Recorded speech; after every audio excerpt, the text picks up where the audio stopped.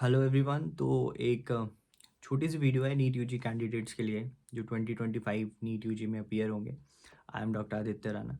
और एक बड़ी छोटी सी बात है जो मैं आपके सामने रखने जाऊंगा कि अभी मैंने एक न्यूज़ सुनी कि हो सकता है इस बार जो नीट यूजी के कैंडिडेट्स हों वो 30 लाख जो है वो रजिस्टर करें और अप्लाई करें नीट यूजी के लिए। और लास्ट ईयर तो आपने देखा था कितना प्रॉब्लम आई थी नीट यूजी पे। पहले पेपर लीक होता है, फिर बहुत कुछ होता है, फिर हाई कट ऑफ चली जाती है। तो मेरे को एक कमेंट आया था वीडियो पे किसी का कि मैंने 630 स्कोर किया आउट ऑफ 720 और मेरे लाइक 5-6 साल का ड्रॉप हो चुका है और अब मैं बहुत ज़्यादा डिप्रेस्ड हूँ। मुझे बीएमएस मिल गया है और मैं बीएमएस में भी अच्छा नहीं कर पा रही हूँ और मेरा मन करे मैं बीएमएस छोड़ दूँ। फिर मुझे लग रहा है कि यार नहीं, इतने करीब पहुँच गई हूँ 630 तक, तो 650 से ऊपर तो सीट मिल जानी थी, तो क्यों ना मैं एक और अटैम्प्ट दे दूँ। पर फिर ऐसा लगता है कि उम्र भी बीत गई है यार, 25 साल की उम्र हो गई है और अब अर्निंग भी करनी है, घर में अकेला भी हूँ एंड कैसे मैं ये सब कुछ करूँ। तो बड़ी सिंपल सी बात मैं आपको बताने जा रहा हूँ कि ऐसा बोलते हैं कि इंडिया में डॉक्टर्स की कमी है, तो डॉक्टर्स की कोई कमी नहीं है। डॉक्टर्स की रिक्रूटमेंट की कमी है। डॉक्टर्स तो बहुत है हमारे पास। डब्ल्यूएचओ का जो नया डाटा है उसमें डब्ल्यूएचओ बोलता है 1000 में एक डॉक्टर चाहिए, इंडिया में तो 800 कुछ पे एक डॉक्टर है। कमी तो बिल्कुल नहीं है। साउथ साइड तो बिल्कुल ही कमी नहीं है। साउथ में आप देखोगे लैक्स ऑफ डॉक्टर्स हैं। स्टेट में लैक्स ऑफ डॉक्टर हैं। हर साल फॉरेन की फ़ौज आ जाती है इंडिया में, है ना। डॉक्टर्स बनते हैं वो इंडिया में आ जाते हैं फॉरेन एफएमजीई क्लियर करके। प्राइवेट से कितने डॉक्टर्स निकलते हैं, गवर्नमेंट से बहुत डॉक्टर निकलते हैं। कमी है रिक्रूटमेंट की और क्वालिटी डॉक्टर्स की। ऐसा तो बिल्कुल नहीं है। और अब वो टाइम चला गया कि मतलब जस्ट आप जब एमबीबीएस करने जाओगे तो आपको लगता था कि अब तो सिक्योर है, जॉब सिक्योर है एंड दिस एंड दैट, ठीक है। तो अब मैं दो तरह के सिनेरियो आपके सामने रखूँगा। मैक्सिमम बच्चे जो पीसीबी लेते हैं, मैंने एक पहले भी वीडियो बनाई थी कि उनकी ओरिएंटेशन बड़ी पुअर होती है। उनको लगता है कि पीसीबी ले गया है तो अब डॉक्टर ही बनेंगे। सपना डॉक्टर का नहीं होता उनको, बट उनके दिमाग में से घर वालों ने डाला होता है, पीयर प्रेशर ने या उनके सीनियर्स ने ऐसे डाला होता है जब आपने पीसीबी ली है तो आप डॉक्टर ही बनो।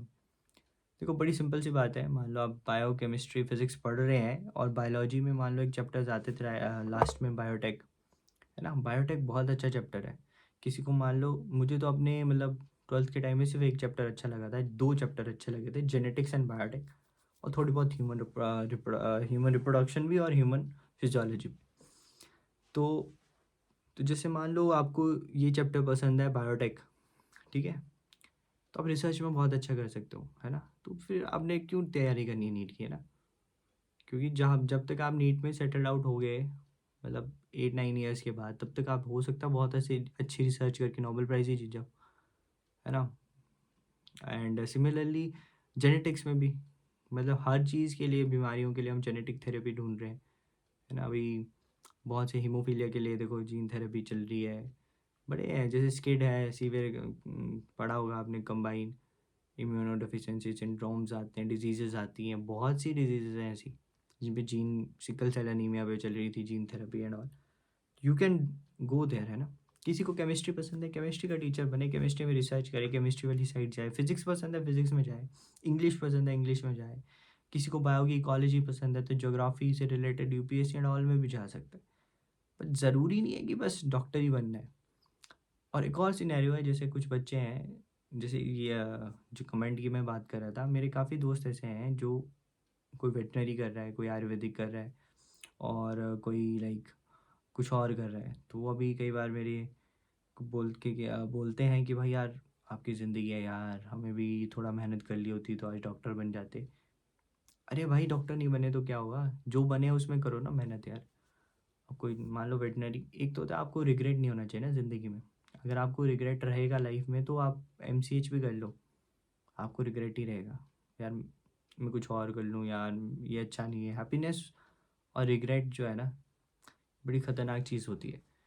अब हमारी क्लास में भी बहुत से बच्चे हैं, वो रैंक 1 भी ले लेना, फिर वो पीजी भी कर लें, वो फॉरेन भी चले जाएं, वो न्यूरो सर्जन भी बन जाएं, वो दिन की 100 सर्जरी भी कर लेना, पर वो रिग्रेट में रहेंगे यार, मतलब ये नहीं हुआ, हैप्पी नहीं रहेंगे ना। मेंटल पीस एंड हैप्पीनेस तो होगी नहीं। अब तो जब उनको मेंटल पीस और हैप्पीनेस नहीं होगी तो वो खुश नहीं रहेंगे, ठीक है। तो जो अभी है ना, जैसे 4-5 मंथ्स बचे हैं, तो आप लोगों को अब बहुत इंपॉर्टेंट है डिसाइड करना है कि भाई मुझे नीट यूजी देना है, ठीक है, मुझे डॉक्टर बनना है और मेरे में इतनी पेशेंस है कि मैं इतना ज़्यादा मेंटल प्रेशर, फिजिकली फिट रह सकता हूँ, मेंटली इतना प्रेशर झेल सकता हूँ, है ना। और अर्निंग का तो बहुत लेट जाके आता है, तो अर्निंग तो बहुत लेट होती है, तो अर्निंग तो बड़ी दूर की बात है। अगर आप मनी ओरिएंटेड पर्सन है तो प्लीज़ डोंट टेक एमबीबीएस, है ना। जिसको भी पैसे से प्यार है तो एमबीबीएस करने मत आना। रेडियोलॉजी करके भी आने वाले टाइम तक आपको कुछ नहीं मिलने वाला है कि इतना खास कि मैं बहुत पैसे कमा लूँगा। तो पैसे से प्यार है तो मत आओ, है ना। बहुत से अच्छे ऑप्शंस हैं, लाइक इंजीनियरिंग में, है ना। कंप्यूटर साइंस इंजीनियरिंग में बहुत पैसा होता है, बहुत ज़्यादा पैसा होता है। आईटी सेक्टर में बहुत पैसा होता है। एंड दूसरा है कि आपने चलो नीट यूजी की जितनी भी प्रिपरेशन है, डिसाइड करना है आपको ड्रॉप लेना है नहीं लेना है या मुझे आगे बढ़ना है, मतलब ये आपने अपने आप से पूछना है ना। ये नहीं आपने 6-7 ड्रॉप कर लिए और उसके बाद आप डिप्रेशन में चले गए, यार मुझसे तो कुछ नहीं हुआ। कोई बात नहीं यार, कुछ नहीं हुआ, है ना। अब आगे बढ़ना पड़ेगा। और दूसरा है कि जो पैटर्न है नीट यूजी का, वो 100% मुश्किल आएगा, 100% मुश्किल आएगा। From my point of view easy आ जाए तो बहुत अच्छी बात है। लेकिन इस साल जो भी हुआ, अब चाहे एनटीए करा रही है, कोई और बोर्ड करा रहा होगा, डेफिनेटली पेपर सेट होगा मुश्किल। और उसके लिए तैयारी अच्छे से करना। 5-6 क्वेश्चन बाउंसर आएंगे बायो में भी, ठीक है। और फिज़िक्स थोड़ी मुश्किल करेंगे वो लोग, क्योंकि फ़िज़िक्स जो होती है रैंक डिसाइडर होती है। इस बार 70-80 मार्क्स में ही पूरी कट ऑफ ख़त्म होगी, 20-30 हज़ार। मतलब आप इमेजिन करो, एक नेशनल लेवल एग्ज़ाम है। अब जैसे आईआईटी का एग्ज़ाम होता था, एआईट्रिपल होता था, अब कोई भी कॉम्पिटिटिव एग्ज़ाम है, यूपीएससी भी होता है, उसमें 50% प्लस स्कोर बहुत अच्छा होता है ना। लाइक इन आईआईटी जेई तो अगर 300 का है तो 150 प्लस तो बहुत अच्छा स्कोर है, टॉप आईआईटीज़ मिलते हैं, है ना, अच्छे मिल जाते हैं।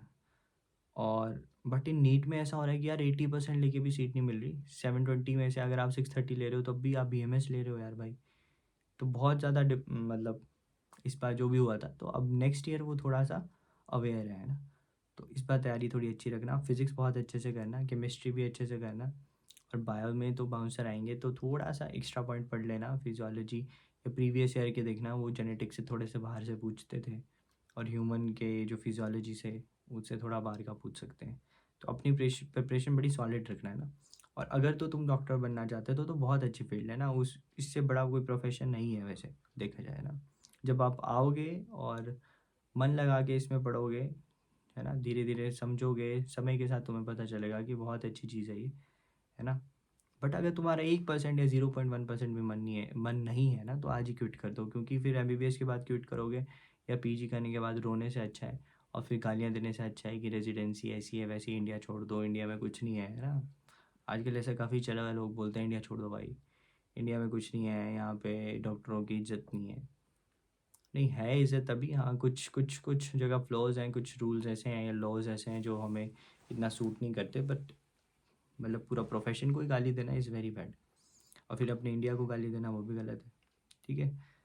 तो अभी मैं आपको एक और लिस्ट दिखाता हूँ ना, हरियाणा की एमओ की एग्ज़ाम की लिस्ट।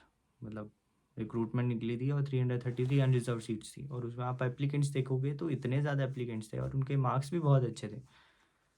फिर भी हुए तो 333 सिलेक्ट। बाकी कोई प्राइवेट कर रहा है, कोई पीजी की तैयारी कर रहा है, तो स्ट्रगल बहुत ज़्यादा आ गया है अब इस फील्ड में।